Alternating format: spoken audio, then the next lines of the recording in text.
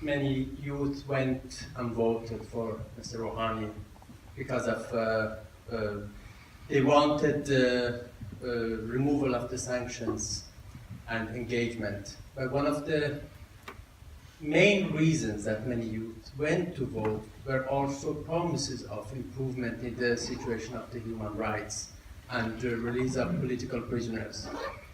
Now, about 3 years later, we see that unfortunately the situation of human rights has not improved, and in some situations it has even gotten worse, like the death penalty, where last year was probably the highest number of executions for annual execution for more than 20 years. When it comes to the civil society, the crackdown continues. Last week, human rights defender Narges Mohammadi was sentenced to 16 years in prison, 10 of the years only for establishing an anti-death penalty campaign, which is peaceful. Or Arash Sadeghi sentenced to 19 years in prison for peaceful civil activities.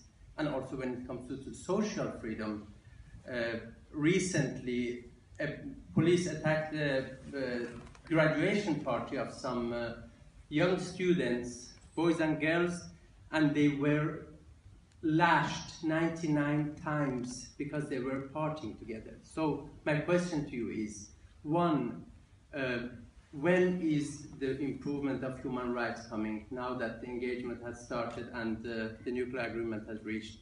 And two, how stable and secure can an establishment be that cannot tolerate peaceful civil activities or even a bunch of students partying together? Thank you. Thank you.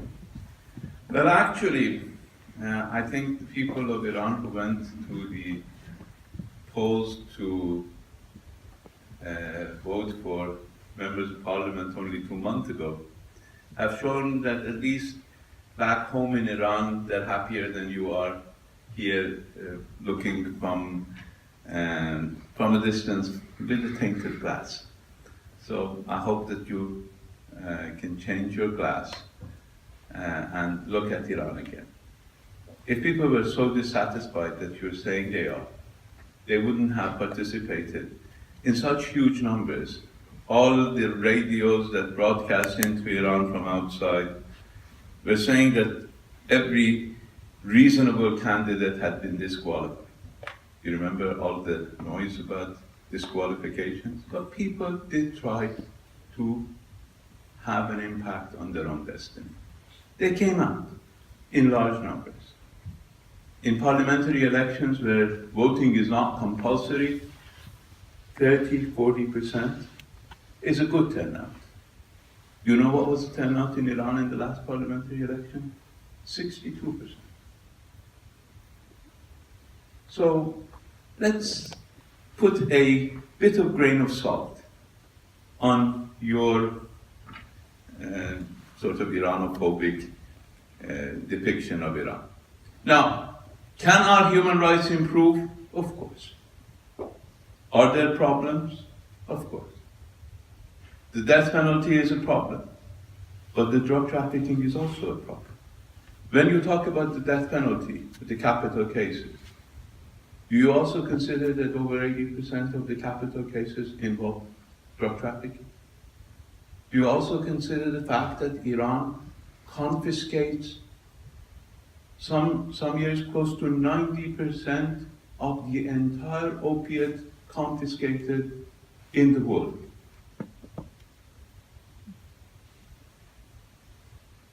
That's a huge, huge quantity. We have offered 4,000 lives in fighting drug trafficking. That's a lot of people.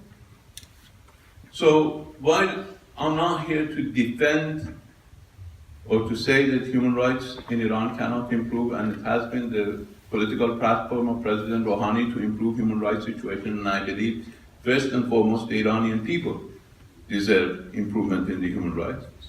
I tend to disagree with you on the way you present a view of Iran, and people can go to Iran and see for themselves how our youth are operating, how our youth are conducting their lives, and whether one or two parties that you refer to is everything that is happening in Iran.